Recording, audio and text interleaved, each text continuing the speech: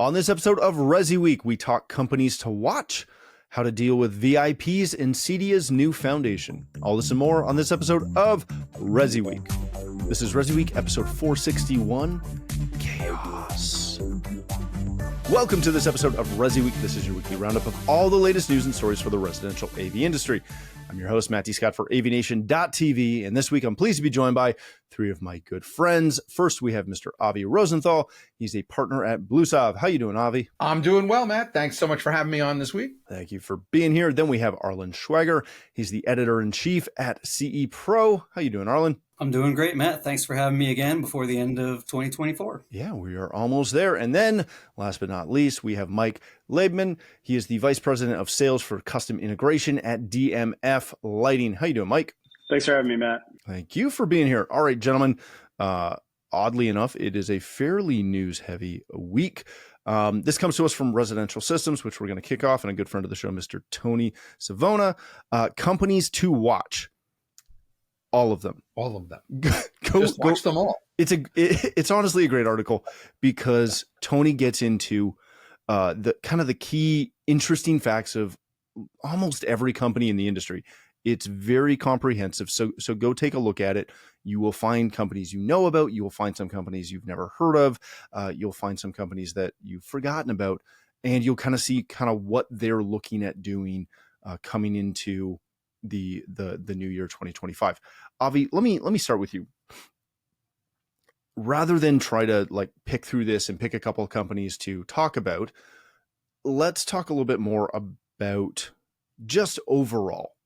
What are you expecting to see for manufacturers in this industry in 2025? What are the challenges or the big wins going to be? I love this question. And don't say tariffs. Nope, we're not. What we're going to talk about is everything boiled down to one word. It has been the one word that has been the watchword of every conversation I've had since November 6th-ish, right? And that word is chaos. Chaos is the watchword of 2025. First of all, my hat's off to Tony. And by the way, I elect Tony to do this every month. I would like this short little synopsis of every company and their updates each month in ResiWeek. So Tony, I know you listen, so please, sir, get cracking. I'd like to see an update each month. This was wonderful. It's wonderful to see sort of a little synopsis, like you say, of all the things that the companies are up to, what they're doing, a little bit of highlights, right? I think it's great. But that being said, unfortunately, we're looking at a year of chaos, not just because of the politics, but because of the way that things are going to happen in 2025, some of the unknowns. And let's take a look at it. You've got some global upheaval politically, yes, but you've got global upheaval in some of the financial markets. Where are we going with interest rates? Where are we going with currency exchanges? The currency exchanges, not just within our local neighbors, Canada and Mexico, but the currency exchange also with our Asian and European partners. And so that's going to affect things. You've got tumult right now in the builder market, right? Mm-hmm. Are we going up? Are we going down? Are homes selling? Are homes sitting? Last month, it was all about new homes, right? New homes exceeded existing homes. But now we're seeing a creep up of existing homes. So again, chaos. So how do you plan for this, right? How do you react to this? And that's a great, great question that we've been talking to a lot of our clients about and a lot of our companies about, a lot of our friends about. And the way you do it is don't put blinders on. Look at the whole chessboard. Understand what's going on globally, not just within your own backyard. And that will help you sort of weed out through the noise, because there's going to be a lot of noise in the chaos, because chaos is always a lot of noise. But you also need to watch what's going on from a big picture standpoint. Come to the trade events, come to the shows, watch the podcasts. Don't be diverted by individual things. Look at the whole chessboard. Don't be confused by a singular move of a singular piece, but look at how that piece affects other things. That's how you survive in a chaotic environment. And unfortunately, 2025, it's going to be a little chaos. I'm glad you used that word because I hadn't zeroed in on it, but that was the concept I was thinking looking at this. Arlen, one of the things that we're not talking about it directly because I haven't seen anything substantial on it, but I've seen a lot of rumors about massive upheaval in the receiver market, right? when you start seeing some of the M&A activity that happened at the end of this year, leading into 2025 with, we'll just say, some questions around the viability of some verticals, for lack of a more concise term. What do you look at looking at 2025 from that aspect? I think we'll definitely see some more M&A activity. It's the residential side is almost following in the footsteps of the security industry, which obviously still has a very big impact on residential. And then you have the commercial side too, which has been having this for years, this conversation. And suddenly we're seeing this not only with, integration companies, smaller ones being bought up by larger ones, similar size ones getting together, kind of joining forces. I don't know how much we'll see on the manufacturer side next year. Obviously, we had some biggies this year, but speaking of receivers, I mean, what do we do with news like Bose, buying Macintosh? That one I think was a surprise to a lot of people. Certainly a surprise to us here on CE Pro. Avi is shaking his head. He's Kreskin over there, but I think we'll see it more on the integration side than on the manufacturer side. But that doesn't mean we won't have potentially a couple surprises in there. Obviously, like we had this year between Snap and Macintosh being scooped up. Maybe we'll have something like that. Obviously, we have smaller size companies, maybe like in the shading industry and the lighting industry. Mike, present company excluded there, who might be into it. But I think those kind of companies, we might see some more traction. But I definitely think it's going to continue in that trajectory in 2025. Mike, I want to wrap this up with you before we move on. As a manufacturer, and I don't need you to get into your roadmap or anything like that unless you really, really want to. But when you are moving into a new year, how does that change your approach? Does that change the approach at all? Does it mean anything other than the end of potentially, one fiscal year into the next fiscal year? Well, we're very fortunate. The lighting category is still fairly new in the industry. So we're coming off a really strong growth year. We remain bullish for next year just because we're seeing a lot of integrators wanting to diversify and prepare for some of that chaos. And maybe they're not seeing the same upside opportunity with some of the traditional categories. So they're exploring lighting more deeply. And so, we're aware of that. We're investing heavily. We are participating in a number of major shows. We do have some new product coming out. So we're continuing to invest. We want to do it, intelligently and make sure that we're not wasteful. We're aware of potential economic headwinds. But as I mentioned early on, we remain bullish. Yeah, I love that. All right, gentlemen, let's change topics for a second. This comes to us from Residential Systems and a good friend of the show, Mr. Henry Clifford, identifying and serving VIP clients. Go read the article. As always, it's a really good one from Henry that'll make you think a little bit. Long story short, he got a text message from a longtime client saying that they were not happy, which is the text we've all gotten from clients at some point. They ended up having a conversation telling them that, he felt okay, but just didn't feel like he was getting top-notch service that he was kind of expecting. Henry goes through a conversation about how they kind of determine that and figure out how to identify and engage with those VIP clients. Arlen, let me start with you. I'd love to say that most integrators will say that all of their clients are VIPs, and we know this is not the fact. How do you go about classifying who's a VIP to you and what service that may or may not afford them based on that status? Well, I thought that was interesting that Henry was writing this because, certainly he talked about VIPs and how they kind of measure them with, their projects that they spend. And if they had, I think you had like a $50,000 spend almost as a threshold in there. Yeah, lifetime. Yeah, something like that. I think, and I just went down to Sound Vision down near Charlotte, and one of the things that they had was a VIP customer event. They have them quarterly. Here up in the Raleigh area, we have Audio Advice. They do VIP customer events. I think, if you have a client that's going to be on the list of something like that, I think clearly they're going to be a little bit above, but I think it's hard to classify because someone who you might not think of as a huge client might be someone who has a great interior designer that winds up giving you all this business to you. Like, I think it's a little hard to classify, but to me, I was thinking about Henry's article and the fact that he, is really into customer service, obviously, as a co-founder of Parasol. And so to me, I think it's, you're going to talk about the ones that trust your business enough to sign up for service contracts. I think if that is part of your business, you want to do something, clients who are going to give you multiple touch points throughout the year, just whether it's, to have the upgraded products, the latest solutions that come out. I think some of the early adopters have to be VIPs for you because they're the ones that, again, they're going to have the confidence because you've had business with them before to say, okay, yeah, that product's kind of new, but let's do it because we trust you. So I think the customers like that who have shown that it being a two-way street where they really trust the integrator and they want to see that relationship just as much as the integrator does on the other side. Yeah, that's a great point. Mike, let me throw a minor curveball at you. Feel free to not take it. I take issue with classifying VIPs based on spend alone. And the reason for that is from personal experience. We've been in business for over 20 years.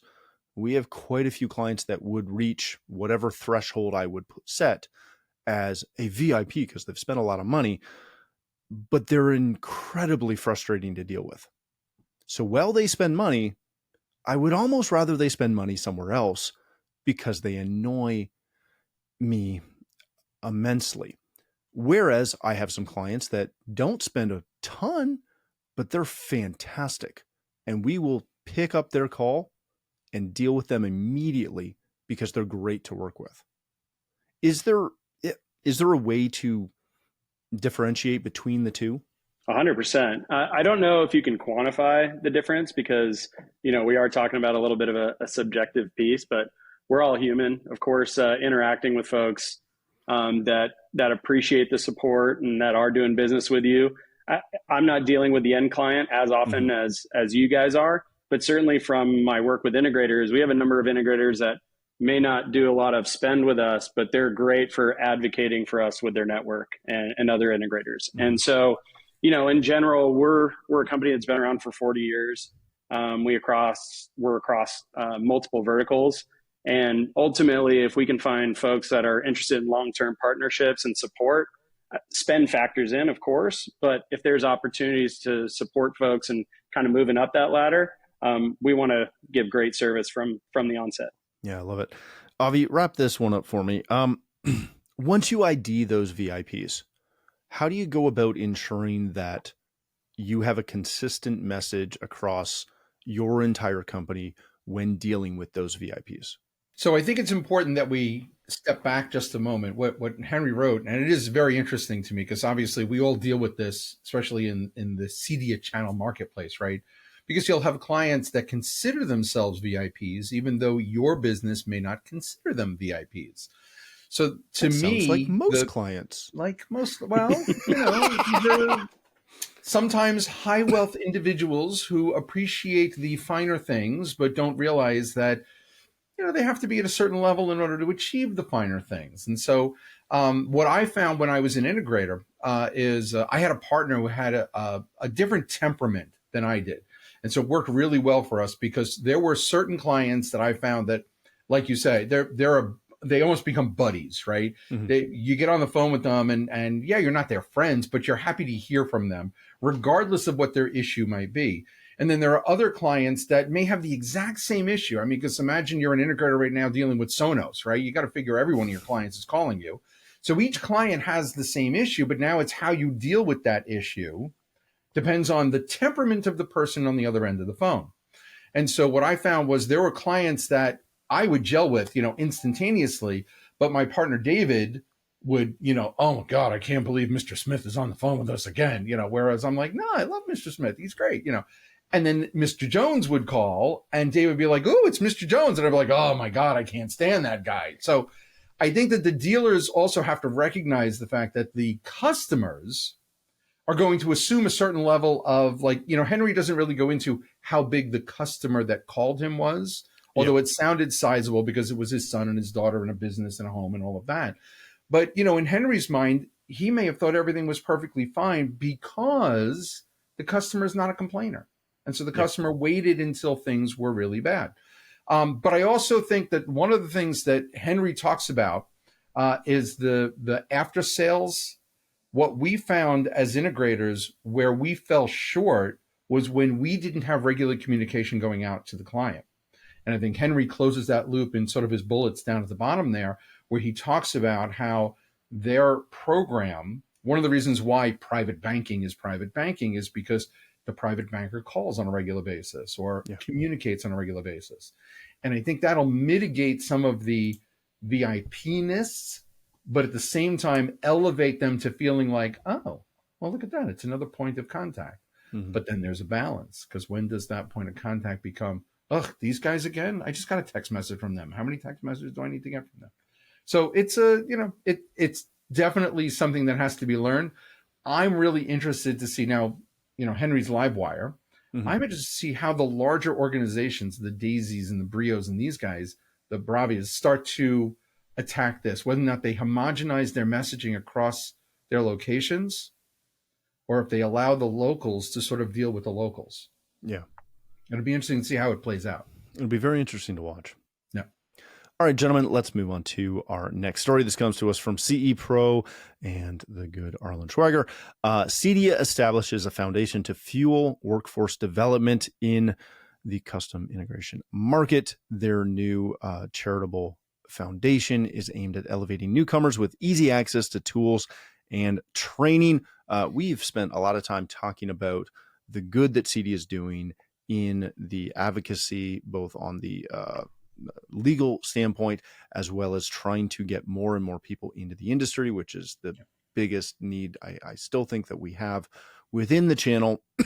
Absolutely. Mike, when you see this, I think I'll speak for the group and say that we're all impressed and happy to see this happening. How do foundations help versus just regular training that's available?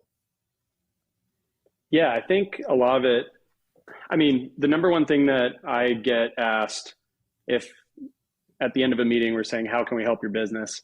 And they're always asking for people, right? So that's been universal since we got into this space. Now, I think there's a piece that is awareness. So some of the legal things that CEDIA is doing and getting the profession and the category recognized is fantastic. But even at the individual level, whether it's at, trade colleges or otherwise, they're just not really aware of the career from the onset. So if we can have different career paths, and if there's someone that shows an interest in technology and CEDIA can facilitate that and actually put these people on that path to support the industry's various businesses, I think that's fantastic. Yeah, that's a great point. All right, Avi, I saved this one for you. Here's where I take issue with this. And I'll preface this with two things. One, I'm not taking issue with the initiative. I think it's fantastic. Mm-hmm. And two, on the commercial side of our business, 80% of that is dealing with nonprofit companies, houses of worship, people that are constantly asking other people for money. When I went to the CEDIAFoundation.org website, it's very pretty. It asks, there's got to be 10 call to action donation buttons, which, hey, make it easy for people to give you money. I love it. There's nothing that tells me what they're going to do with the money or how they're going to achieve the goal, which is to get more people into the industry. Right. Again, I love the premise of this. I don't give money to charities that can't tell me how they're going to spend it. Yeah. Am I wrong on this? No, Matt, look, this is unfortunately a situation where we've got another one of these. Instead of, ready, aim, shoot, we're ready, shoot, and now we're aiming. And it is unfortunate because the initiative is very important to our industry. I have been advocating and working within the education and the recruitment of people for our industry literally since I got into our industry 30 years ago. Because I also, as an integrator, had exactly the same problem, right? Where do I find enough technicians to do the work that we had? And as much as I applaud CEDIA's efforts, I wonder as if they didn't find the right volunteer and message before they fired this thing off.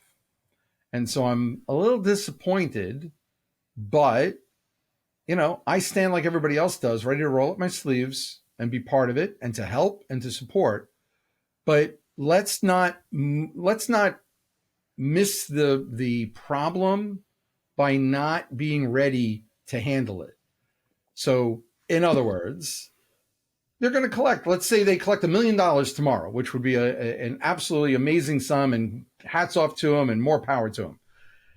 Is that money going to sit in a bank someplace, or do they have a program in place? Now, there's great people out there already working on these things, like Paul Starkey and his group and Helen Hennebold, and they've been working on this for years as well.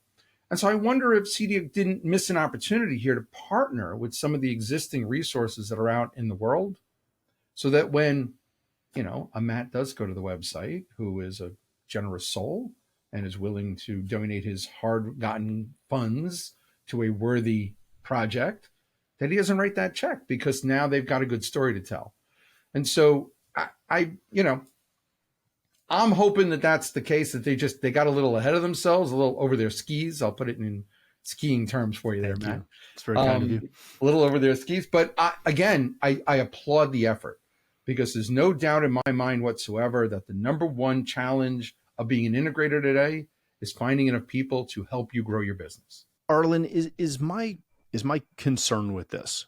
And again, I am giving them the benefit of the doubt. I am fairly certain that they have this in place.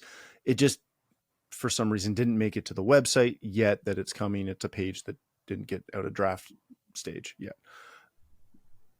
But because we all know how the industry works and what the industry needs, etc., are they kind of, do you think they're overlooking some of those basic things about trying to raise money? Well, I think one thing that, what Avi said makes sense in terms of, why haven't they maybe partnered with a company like PrepTech that's already involved in something like this? Do we know how we're going to use some of that money? I thought that's very, that was a very poignant statement about it, because like you said, you do want to know what's going on with it. And the press release itself, it was a lot of generalizations talking about some of the things that have been, like you guys have said, they've been going on for years. Mm-hmm. And that awareness is something that is always going to be the driver. And for one thing, I think, they came out with the smart home, the next gen toolkit, right? The mm-hmm. career toolkit. And I don't know about you guys, but I haven't really heard anything like a follow-up on it, any sort of testimonials. Like, I'd love to see something like that, where we know that, like you said, the advocacy this year has been amazing. We've seen them go to Washington, D.C. I'd like to see CEDIA show us about, hey, we went to this trade school. We're doing a ribbon cutting here because we helped this community open up a school. They're going to have, lots of people that have now an option, as opposed to, the 4-year college education. They're going to look at something like this. We know trades right now are very, with the cost and inflation of private and public school universities, we know that a lot more people are, considering the trade skilled route. And if they could look at this as a trade, as one of their options, just like electrician, plumber, whatever, and certainly we've had one of our problems is, what do we call ourselves? That's obviously one thing that's always been kind of a sidebar to this whole thing. But yeah, I think if we could see kind of updates from time to time about how this money is being spent, what are these programs, I think that would be something that the industry would certainly like to follow along. Yeah, I'll close this with the best way to raise funds and again, I work with a ton of 501c3s and the Canadian equivalent, is you have to tell the story. So Arlen, your point is superb. If you're going to do the toolkits, if you're going to do the foundation, if you're going to do the trips to Washington, we need updates on how and why and how that's progressing, because otherwise people lose focus and they don't care because we're bombarded with everything else. I'm going to throw one separate thing in just because I want to talk about it, because it's me and it's my show, so I can. Unless Mitchell cuts this, which he might. You never know. This has been floating around Twitter or X for the last 2 weeks. There's a podcaster by the name of Patrick Bet-David, number 1, number 2 on Spotify, on Apple in the business category. He's huge. He has been having problems with his Sonos system and has been repeatedly tweeting about it. On the 29th of November, is anyone else having problems with Sonos? We love it. We have it in all of our homes and offices. Latest update absolutely sucks. Even our local AV companies can't fix it. Does anyone know how to fix it? And then on the 6th of December, what's a good replacement for Sonos? Which is not what you want to hear.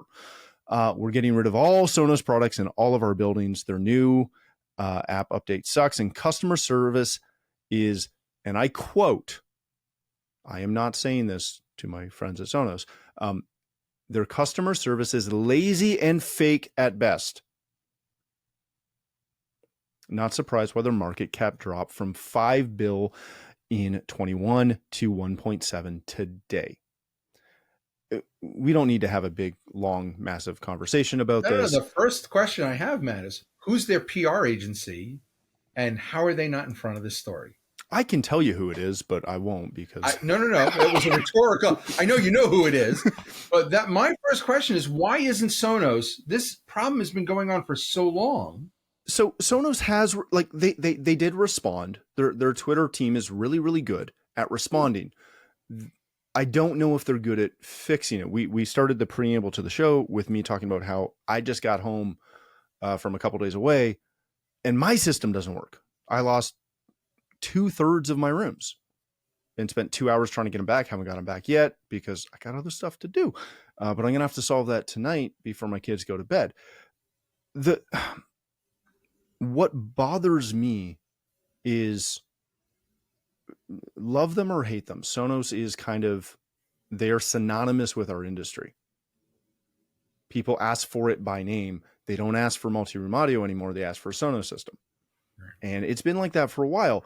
When somebody of this caliber, because we just talked about VIPs, is not getting, and we all know the people I'm going to refer to, not by name, but we all know the people in the Facebook groups that work for this company that should be directly reaching out saying, hey, to the point, PBD covered the election. I watched some of that live stream and was horrified by some of the audio they had. So I sent their guys some recommendations. Mm-hmm. I have no connection with them. They got back to me. We had a conversation. It was great. How does this not get rectified at this level?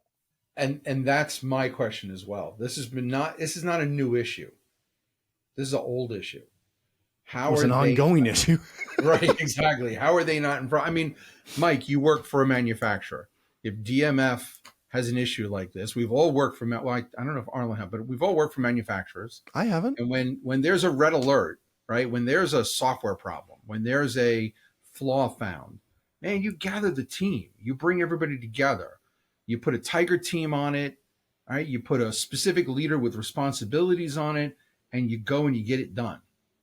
Yeah, I mean, I don't know enough about the Sonos dynamic to comment on that case specifically, but my Sonos system is up and running as of right now. But knock on that wall behind you. Yeah, I was going to say, knock on something, right? If you're just listening, Mike has a wood wall behind him. Yes, there you go. But that said, if there's an issue with a product, it's all hands on deck. And that's not just a single department. That's not just a figurehead. That's everyone in the organization is dropping what they're doing to deal with what sounds like a broad issue that a lot of folks are experiencing. So I don't know enough about what that response has been from them, but I can say that if there's someone with that type of megaphone expressing frustration, that would be a high priority in order to get in front of that person and solve that problem. Arlen, wrap this up for us, and we'll close out. None of us are inside. None of us know what Sonos has done to try and rectify this. I am a dealer, so I know some of the stuff that they've been doing from the dealer standpoint. But if I go online, or if I'm on this show and I rag on them a little bit, sometimes in jest over, the situation with the app issues, that is one thing. But when big name people are doing it and a week apart are posting saying, yeah, we're going to rip everything out. What do we go by to replace this? To me, that is a massive failure from both marketing and tech support. You have to find a way to convert these, the people that are, and maybe some people at that level are not convertible. Once they have an issue, they're done with it. It's dead to them. I understand that. But this is shocking to me. Matt, to me, unfortunately, to me, it's kind of representative of what's going on in society. I hate to say it, but between my wife and myself, do you like the amount of, complaints we've had to make, like for things that you would think would be no-brainers that companies would want to get in front of, like a Sonos. I'm sure if if I wasn't in this industry and I was just doing this as a customer, we'd be firing off an email, absolutely asking them about it. And depending on their reaction, that would impact our reaction. And to me, like, I've just been in so many situations where customer service is poor. They don't address things directly. Like you said, they should have been out in front of this. It is like any other PR issue. It's much better to own up to something, do that, rather than have it come a week later and be like, an insincere apology, right? That's something that we see that happens in sports all the time. I think the best thing that Sonos could do is just own up to it and say to themselves and their customers, like, how can we make good on this? So that's something I think it'll be an interesting 2025 for Sonos. We talked about industry challenges, but for a company challenge, they've got some more stuff to deal with now. There's no doubt about that. That is true. All right, gentlemen, let's wrap it there. Thank you all for joining us. Mike, if people want to connect with you, learn more about DMF, how can they do that? DMFluxury.com is the best spot.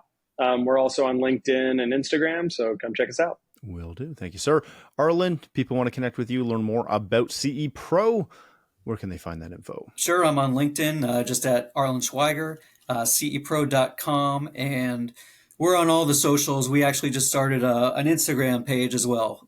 So that is CE_pro_. And you can see our news. Plus, we're putting a lot of project images on there too. Fantastic. Avi, wrap that up for us as well. If people want to connect with you, find Bluesalve, where can they do that?